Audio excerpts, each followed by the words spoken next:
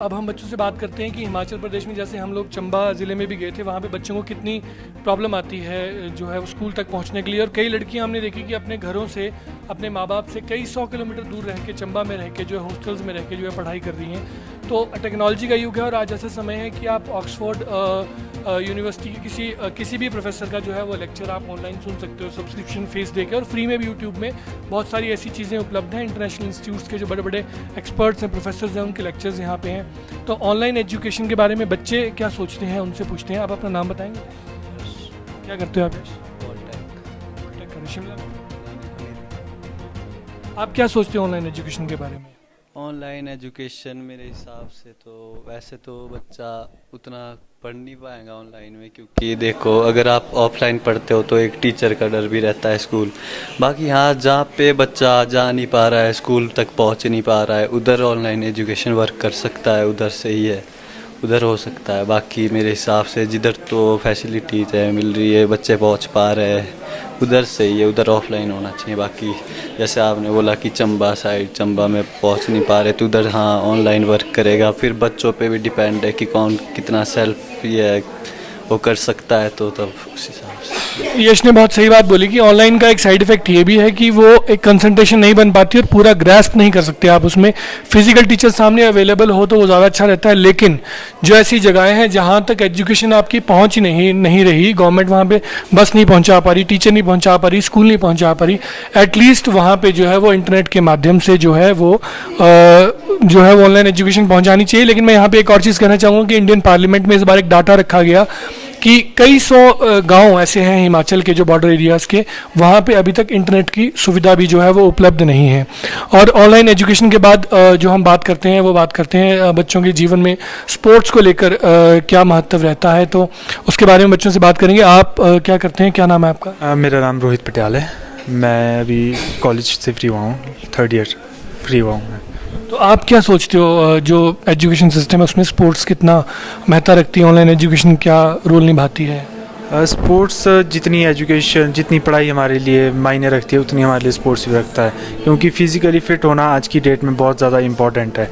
नहीं तो कई तरह की जो एक तरह की एज है आजकल की, जैसे नशे वगैरह में बच्चे फंस रहे हैं, वो इसी वजह से फंस रहे हैं क्योंकि वो स्पोर्ट्स से कनेक्टेड नहीं है। ये भी बहुत इंपॉर्टेंट बात बोली उन्होंने। हेल्थ बहुत ज़रूरी है आज की एज में, बिकॉज एक बिज़नेस बन चुका है हेल्थ का भी, और बड़े बड़े जो बिज़नेस टाइकून्स हैं या इन्फ्लुएंशियल लोग हैं वो इस हेल्थ सेक्टर में चले गए, अपने हॉस्पिटल्स हैं लोगों के। अभी थोड़े दिन पहले हिमाचल में ईडी की रेड्स भी हुई तो इसी चक्कर में हुई, क्योंकि हेल्थ के सेक्टर में जो है वो स्कैम हुआ, इसलिए स्पोर्ट्स बहुत ज़रूरी है। आपका नाम क्या है और आप स्पोर्ट्स के बारे में क्या बोलते हो? मेरा नाम राजन पटियाल है और स्पोर्ट्स के बारे में यही बात करना चाहता हूँ कि जो हमारे हिमाचल प्रदेश के जो पेरेंट्स हैं वो इतने जागरूक नहीं है स्पोर्ट्स के बारे में।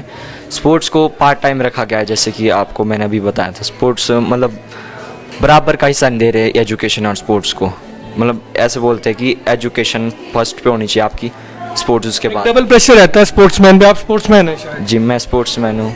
तो स्पोर्ट्समैन में डबल प्रेशर रहता है, उसको वो तो करना ही, पढ़ाई भी उसको करनी है, तो उसको बाकी बच्चों से ज़्यादा मेहनत करनी पड़ती है। तो क्या कहते हो आप इसके बारे में? पढ़ाई तो हो नहीं पाती है, फिर उसके साथ साथ फिर ना पढ़ाई हो पाती है ना एजुकेशन। या तो हमारे को हॉस्टल्स प्रोवाइड होनी चाहिए, मतलब पास में, हमारे को बहुत दूर जाना पड़ता है, या हमारे को पौंटा निकलना पड़ता है, सोलन या धर्मशाला जाना पड़ता है, तो बहुत दूर जाना पड़ता है। हमारे को पास में, हमारे पास कुछ नहीं है, इतने मतलब सोर्सेज नहीं है हमारे पास, और हमारे उतना मतलब सपोर्ट भी नहीं है घर से, हमारे को मिल नहीं पाता है। क्योंकि एक और हमने देखा था कि एक बात आई थी सामने एक रिसर्च में कि जो 90% स्पोर्ट्स एसोसिएशंस हैं वो जो है वो ऐसे लोग चला रहे हैं जो कभी उन्होंने स्पोर्ट्स के बारे में कुछ एक्टिविटी ही नहीं की। तो उसको लेकर आप लोग बच्चे स्पोर्ट्स में वो क्या से देखते हो? वो बात तो है, क्योंकि हमने कई जगह देखा, नाम नहीं लूँगा ना मैं यहाँ पे क्योंकि कैमरा है, बहुत लोग देखते हैं, तो पर 90% जो आपने बोला कि वो सही बात बोली आपने, क्योंकि उन कईयों को बारे में पता ही नहीं होता है कि क्या चीज़ है, कहाँ से है, और वो उस चीज़ को रूल कर रहे हैं आगे।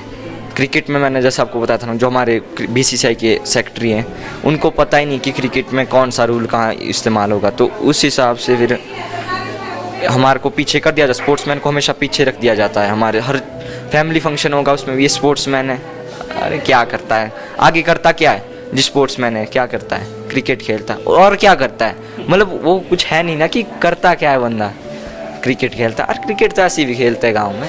ये बहुत इंपॉर्टेंट है, और इंडिया की पॉपुलेशन इतनी है कि इंडिया जो है वो चाहे तो पूरे वर्ल्ड को स्पोर्ट्स में रूल कर रहा है। स्पोर्ट्स 140 करोड़ में आप देख सकते हैं कितने मेडल आ सकते हैं। नाइजीरिया में मतलब इसमें 4 करोड़ की पॉपुलेशन में 517 मेडल है, और हमारे पास 140 करोड़ की जनसंख्या में 150 कुछ होने हैं।